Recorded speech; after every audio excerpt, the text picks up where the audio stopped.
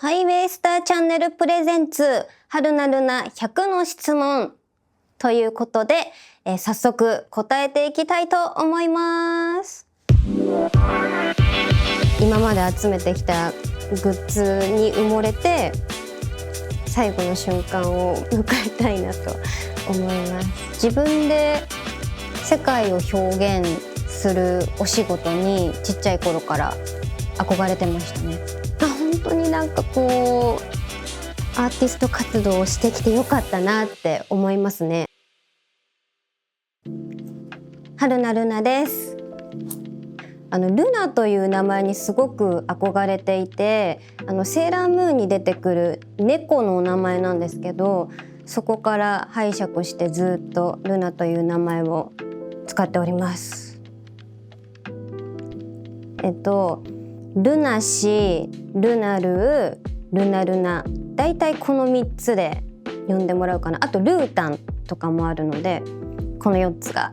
ニックネームです。誕生日は10月11日です。出身は東京。大型です。マイペースかな。好きなことにまっすぐで、短所も長所と一緒で、好きなことにまっすぐすぎて、なんかその趣味だったりに頭がいっぱいになって、なんか夜スマホで調べすぎて夜更かししちゃうとかがあるので、長所と一緒です。ありがとうございますとてーてーかな。だいたい推しに感謝してます。やっぱ歌うことと、あとは萌えにこう頭まで浸かることですね。推し活です。こうイベントに行くのはもちろんそうなんですけど、こうぬいぐるみを取る、こうぬい撮りをしたりとか、そういうのをずっと趣味とマイブームとして生きてます。利き手は右手です。この前髪ですかね。この鉄壁の前髪をキープするために結構定期的にポイントパーマをかけたりとかしてるんですけど、私のアイデンティティの一つだと思うので、前髪がチャームポイントです。料理ね全然しません。紫です。濃度によってこう可愛くもなるしかっこよくもなるので、すごく好きな色です。夏かな。超次元サッカー、こういうロリータファッションがすごく好きですね。中学生の頃からこういうファッションが好きなんですけど、やっぱこういうフリルとかリボンとかたくさんあしらったお洋服がとても好きです。だからこれすごいいっぱいあるんですけど、イギリスかな。まだ行ったことがない国プラスファッション性とかもすごく好きなので、イギリスは行ってみたい国ですね。やっぱこう今まで集めてきた歴代のグッズたちですね。フリスクとかミント系をよく買います。ずっともうお家では YouTube を見てるんですけど、企画もの、チャレンジ系の企画ものだったり、あとはメイク動画もよく見ますね。ドラマがすごく好きで、日曜劇場のシリーズが特に好きです。下町ロケットのシリーズとか、最近だとビバンとかすごく好きです。これはもうグッズですね。もう好きなキャラクターとか好きな作品のグッズは結構定期的にチェックしてお迎えするようにしてるので、もう家がグッズとあとお洋服で溢れてます。これね完全に夜型なんですよね。なんか夜に限ってなんかこうそれこそ調べ物とかネットショッピングとか、あとこうアニメを見たくなったりとかするので、さあ寝ようってお布団に入った瞬間に、いや私はあれを見るんだみたいな感じでまたスマホを見てしまうことがあって、なので間違いなく夜型だと思います。ちょっと珍しいかもなんですけど、私マジックテープがダメで、いわゆるなんかほら物と物をくっつけるビリビリビリっていうやつあるじゃないですか。マジックテープお財布とかよくあると思うんですけど、なんかあれの剥がれる音なのか、なんかこうビリビリってなる感覚がダメなのか、なんかいーってなっちゃって、それがずっと苦手ですね。これは掃除なんですけど、グッズ周りのみです。ライブとかイベント、レコーディングの前とかによくやるんですけど、左から靴を履く、こうお家を出る時も左足から出る、ステージをこう出る時も左足から出るとか、そういうのはよく毎回やってますね。私はアウトドア派だと思ってるんですけど、なんかよくそれ違うよって言われるのが、私グッズを買いに行ったり縫い撮りをするために結構外に出るんですけどなので私はアウトドア派だと自負してます。縫いですね。ここにいる南もそうなんですけど、あとは推しの縫いを2人いつも連れ歩いてるので、どこでも縫い撮りができるように縫いちゃんを必ず持ち歩いてます。推し活もうとにかく推しを推すということをずっと継続してます。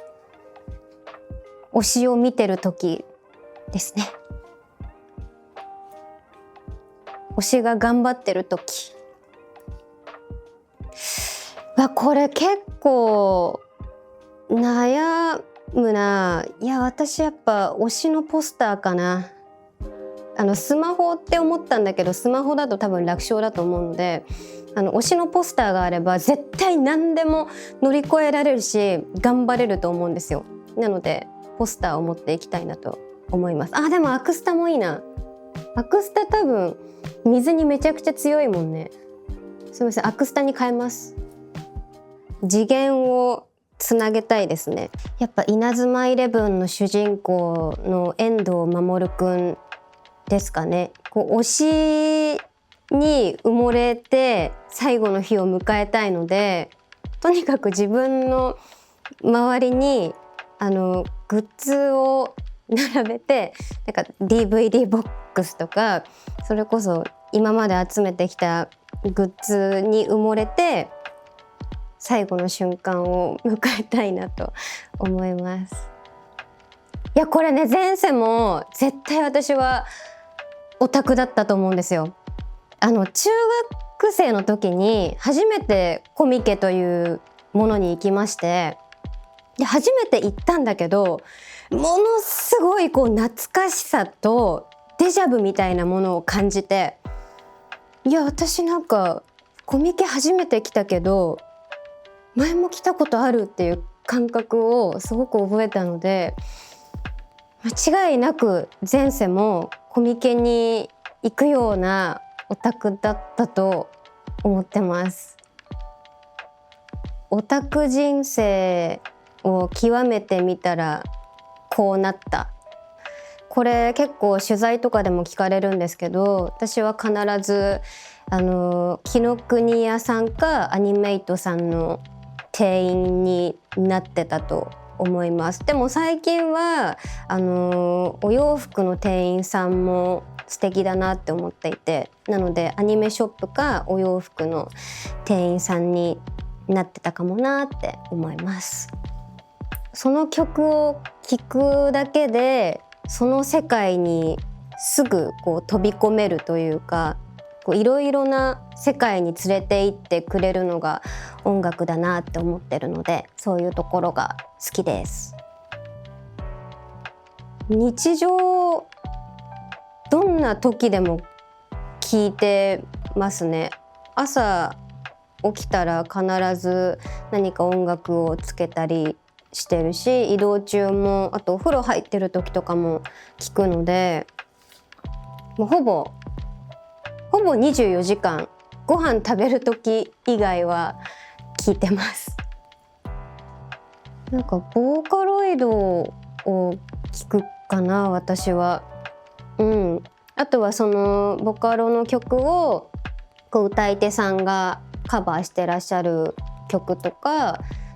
YouTube とかニコニコ動画とか、そういうところからこう出てくる曲をよく聴いてますね。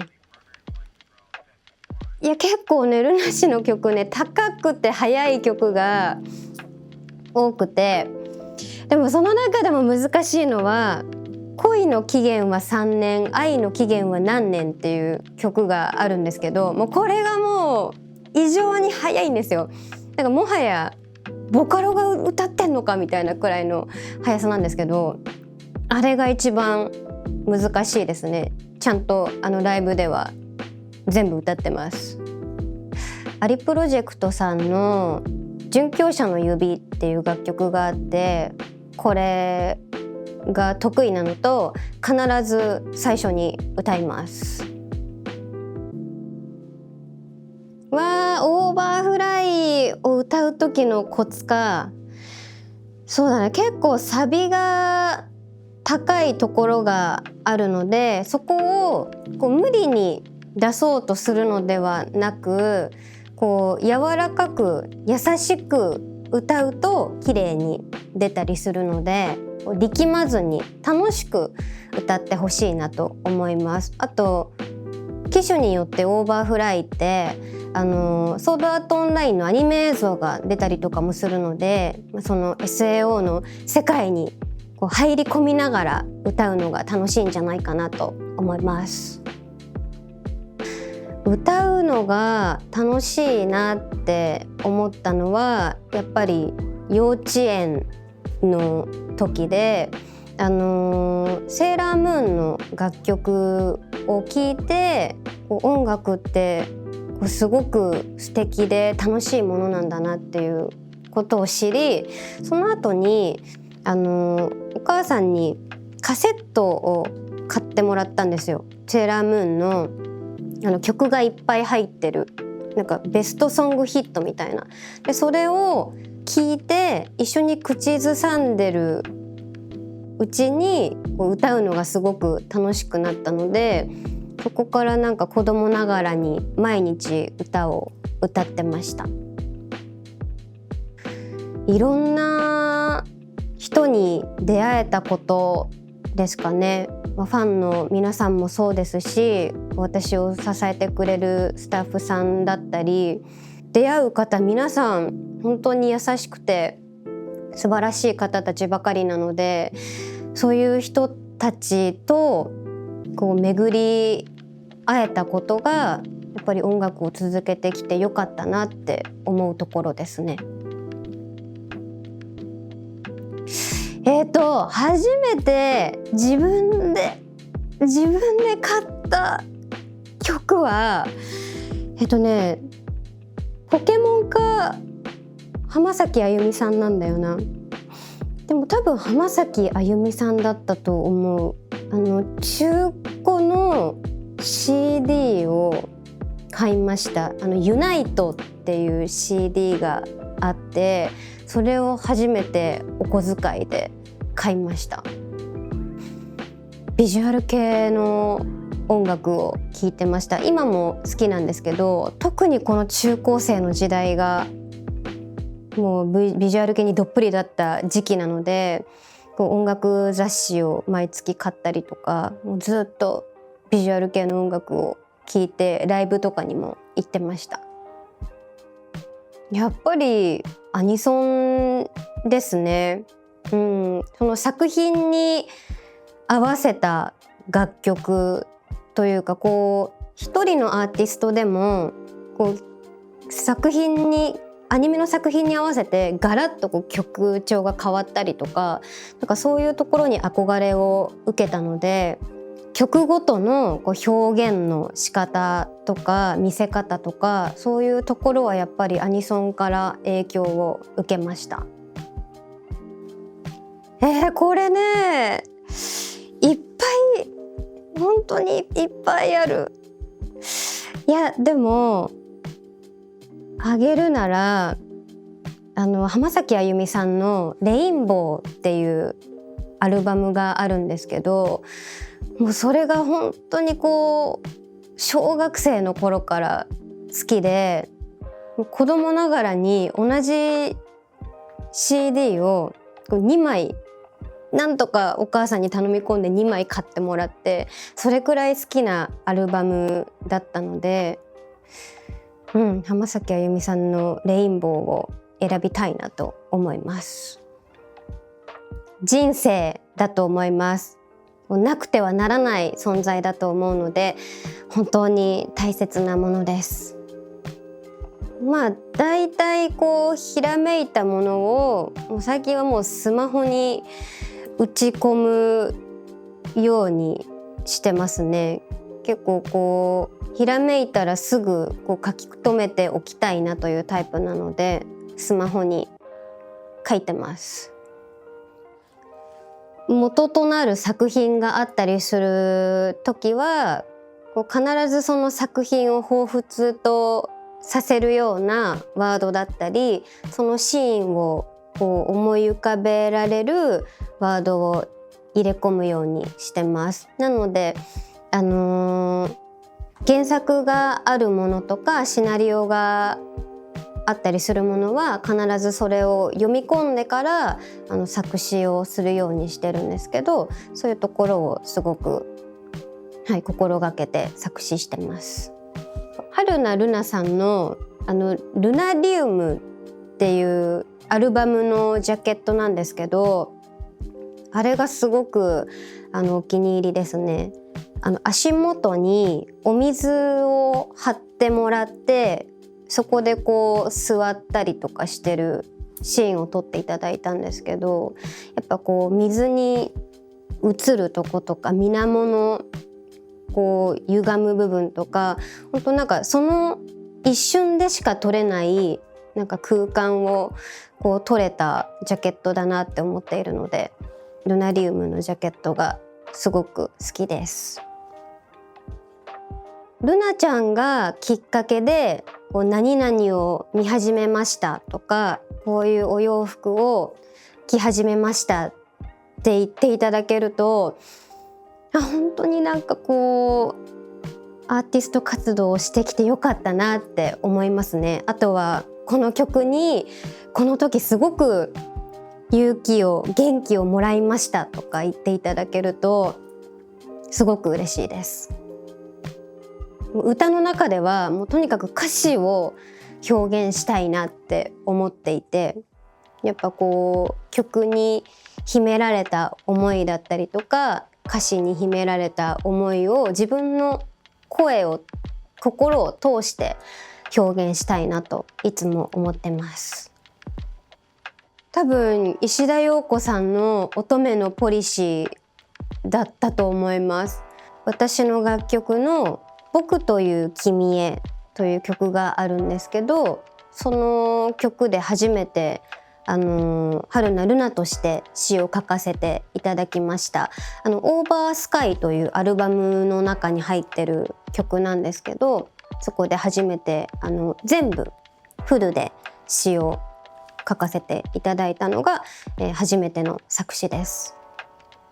始めるとなんか納得するまでこうやり続けてしまうので、なんか気分転換してると書きたかったこととかすぐ忘れちゃうので、気分転換せずにやり続けてると思います。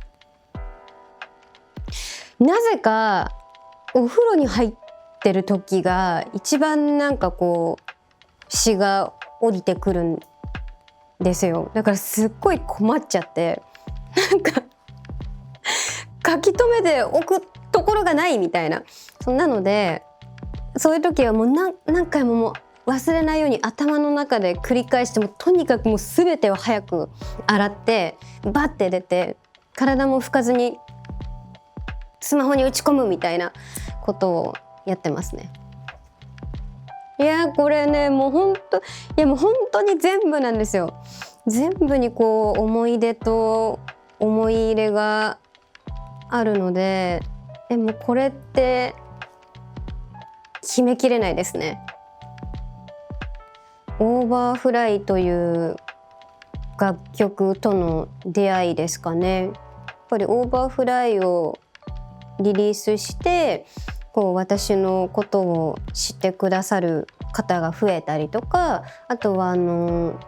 海外に呼んでいただく機会とかも増えたので、私の中ではオーバーフライとの出会いが転機かなと思ってます。私が歌を歌って誰かが受け止めてくれる人がいるって、得だなというか幸せだなって思いますね。歌を通して経験したことがないことを経験させてもらえたこと、それこそアーティスト活動をしていたから海外に行くこととかもできるし、私お仕事で行くのが人生初の海外だったんですけど、やっぱりアーティストになったからこそこうやって曲を通して海外に呼んでいただけたり、なのでそういういろんな経験をできることが嬉しいですね。ない本当にないかもしれない。もうそれこそさっき言ったようになくてはならない存在なので、もうやめたいって思ったことはないな。これからもずっと音楽と寄り添っていきたいなと思ってます。かっこいいな、弾いてみたいなって想像して思うのはやっぱバイオリンとかかな。なんかこういうふわっとしたお洋服を着てなんかバイオリンを弾く姿を客観的に見てみたい。そういう自分を歌い慣れること、だからもう何回も歌うっていうことかなって個人的には思ってます。最初はどこでどういうふうに喉の切り替え、歌い方の切り替えとかそういうコツをやっぱ最初は全然つかめないので、どうしたら声が出やすくなるかとか、そういうのを歌ってるうちに喉がやっぱ覚えてくるんですよね。なのでとにかくひたすら歌うことだと私は思ってます。やっぱりステラブリーズですね。完全に書き上がるまで本当1ヶ月以上かかった歌詞なんですけど、なかなか納得のいくワードが一部分出てこなくて、でやっぱその言葉で歌詞全体のイメージが変わっちゃったりとか、冴えないヒロインの育て方のオープニングの楽曲でもあったので、ちょっと解釈不一致のワードが入っちゃったりとかすると私もすごく嫌だなって思ったので、冴えかのらしい冴えかのに寄り添ったワードをなんとかたくさん入れ込みたいなって思った結果結構かかってしまったんですけど、最終的にはすごく納得のいく冴えかのらしい歌詞になったんじゃないかなと今では思ってます。一番最初に作詞した僕という君へが、そんな時間かからなかったというか、その私が書いた詩にサクさんがメロディーを乗せてくれたので、あんまりこう文字の数を気にしたりとかそういうところがなかったので、僕という君へは割とスムーズになんか書きたいことが書けたなと思ってます。これずいぶん前の作品なんですけど、稲妻イレブン5究極の絆グリフォンという作品があって、6月に秋葉原の UDX で特別上映をしたんですよ。ほんと12年ぶりくらいの作品かな。私当時もちろん映画館で見に行ったんですけど、それが最近また UDX で上映されるっていうことだったので、チケットを取って板バッグを持って見に行きました。ちょっと板バッグ見てもらっていいですか？じゃーん。この板バッグを持ってその映画を見に行きました。ちなみにこのキャラクターは映画には出てこないんですけど、推しと一緒に見に行きたいなと思ってこのバッグを持って見に行きました。いや、もう当時もものすごく胸を打たれて感動したんですけど、本当に今でも色褪せない作品だなと再確認しました。同じ事務所の寺田志保さんが音楽を担当されていて、いやもうこれも本当に嬉しいことなんですけど、志保さんとまたライブでご一緒させていただいたりとかも今しているので、すごく夢のような人生を今歩んでおります。本当に音楽もいいし、作品もいいので、まだ見たことないよという方はぜひ見ていただきたいなと思います。なんか常に衝動買いしてるからな。でもやっぱりお洋服かな。ちっちゃい頃からアニソン歌手になりたいなって思ってたんですけど、小学6年生の時に作詞家に憧れていた時期がありまして、なので作詞家にも憧れてました。なんかこう自分で世界を表現するお仕事にちっちゃい頃から憧れてましたね。セーラームーンが一番好きだったかな。あと夢のクレヨン王国とか、そういうのもすごく好きで、おもちゃとか持ってましたね。小学生の時はなんかね、必ず放課後みんなで泥系してました。ピアノとあとね、水泳を習ってたんですけど、泳げないんですよね。水泳習ってたんだけど、泳げるようにするために習ったにもかかわらず、また泳げなくなってしまいました。得意科目は国語だった。国語とあと音楽で、苦手科目は体育と数学ですね。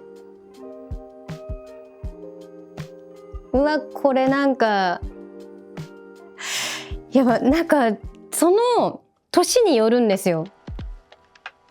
なんかその時の気分によるみたいなのがあって、この年は一気にやって、次の年は31日とか30日になってからバーって追い込む。なんか結構やる時が分かれてましたね。英語部に入ってて、でもなんかその英語部がすごく特殊な英語部で、なんか英語全然教え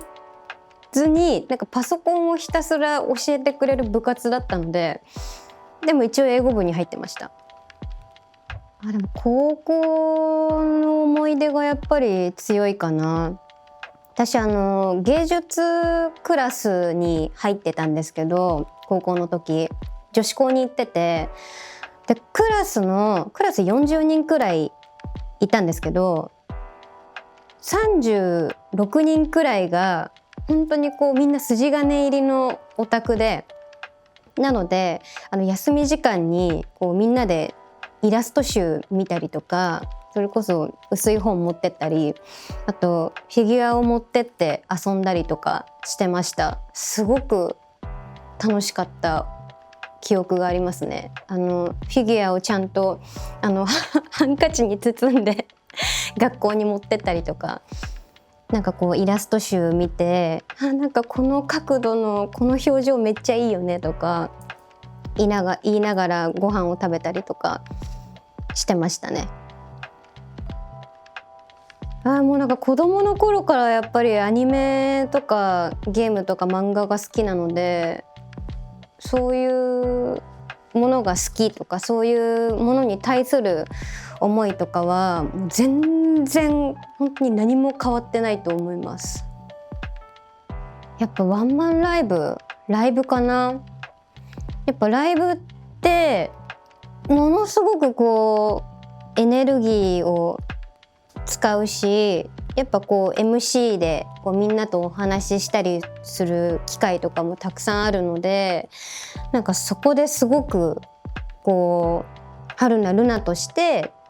磨かれたというか、まだ本当磨く点はたくさんあるし、こう上達しなきゃいけないものってたくさんあると思うんですけど、やっぱライブが、春菜ルナをすごく強くしてくれてるなと思いますね。戻れるとしたら、やっぱり高校生とかの頃に戻って毎日友達とオタトークしたいですね。かっこいい楽曲を歌いたいですね。なんかこうめちゃくちゃロックな楽曲だったりとか、ちょっとこうきらびやかなこうビジュアル系っぽい楽曲とか、今までの春菜ルナとはまた違った楽曲にどんどん挑戦していきたいなと思いますね。なんか泳ぐ企画とか私さっきもお見せした板バッグをよく缶バッジで組むんですけど、こうガイドの線なしに缶バッジをきれいに並べることができます。10月の17日にワンマンライブを開催させていただきます。代官山スペースオットという会場でライブをさせていただきますので、皆さんぜひ遊びに来てください。もう人生楽しいよって伝えたいですね。いやもう本当に私去年初めて出演させていただいたんですけどもう本当に出てらっしゃる方々がもう豪華すぎて、むしろ客席で見たいなという気持ちでいっぱいだったんですけど、思い出に残ってることはやっぱり石田洋子さんとムーンライト伝説を一緒に歌わせていただいたことですね。自分のルーツとなっている作品の楽曲を石田洋子さんと歌わせていただけるとは本当にこう思っていなかったので、私の夢が一つ叶った瞬間でもあったので、本当に思い出深いなと思っています。なんだろう、でも本当にね、出させていただけること自体が本当に嬉しいんですけど、やっぱりまたこうコラボだったりとかやりたいですね。いろいろなアーティストの方々と、もうオタク心でコラボしたいなと思っています。なんて言うんだろう、いろいろなこうアーティストのファンの方がいらっしゃるので、なんて言うんだろう、すごくこうお祭り感があるというか、ハイウェイスターパーティーってなんかそういうところがなんかより盛り上がってる感というか、なんかそういう私のライブもすごくみんな楽しんで盛り上がってくれてると思うんですけど、やっぱハイウェイスターパーティーってすごくお祭り感があると思うので、こういろんなアーティストの方が出てらっしゃったりとか、そのファンの方が来てくださったりとかしているので、お祭り感がすごくあるなと思っています。これももう全員ですね。本当にできることなら私の出番が終わったら客席で見たいですね。渋谷あんまり行かないけど、なんかでもアニメイトに行った記憶がある。今ある場所とは全然違う場所に昔アニメイトってあって、なんか坂を登ってアニメイトに行った記憶がありますね。今センター街の方にアニメイトあると思うんですけど、前は多分道玄坂の方にあったんですよ。なのでアニメイトに行った思い出があります。そうですね、今年も、2日目に出演させていただけるということなのですが、皆さんに楽しい時間をお届けする一員になれればいいなと思っておりますので、皆さんぜひ今年も楽しみにしていてください。私もすごく楽しみです。これすごいそう言っていただけて嬉しいんですけど、多分中学校くらいから体のこう身長とかその成長が全て止まってしまったので、すごい小さいままなんだと思います。やっぱ背もすごく大きい方ではないので、でもそれに伴ってかなと思ってます。ナミさんってすごくダンスをされてると思うんですけど、練習ってどれくらいされているのか知りたいです。またぜひご飯行きましょう。大好きです。いつも本当に応援してくださってありがとうございます。皆さんがいるからこそ、私はこうやって音楽を届けられているんだなと日々噛みしめております。これからもね、楽しいルナジュをしていきたいなと思っておりますので、ぜひこれからもよろしくお願いします。ということで、春菜ルナ100の質問でした。最後までご視聴ありがとうございました。またね。